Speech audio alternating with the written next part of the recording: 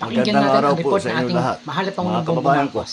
naglabas na ang Court of Appeals ng freeze order laban sa mga bank account, ari-arian at sasakyang panghimpapawid na may kaugnayan sa mga anomalyang flood control project na iniimbestigahan ngayon ng gobyerno. Sakop ng freeze order ang mga account at ari-arian ng Silver Wolves Construction Corporation at Skyyard Aviation Corporation, pati na rin ang mga personal account at asset ng mga individual na nasangkot sa investigasyon. Kabilang ay si Congressman Eric Yap at Ed Vic Yap. May mahigit 16 billion na ang pumasok sa mga transaksyon ng Silver Wolves mula 2022 hanggang 2025. Nakaramihan ay may kaugnayan sa mga flood control project ng DPWH.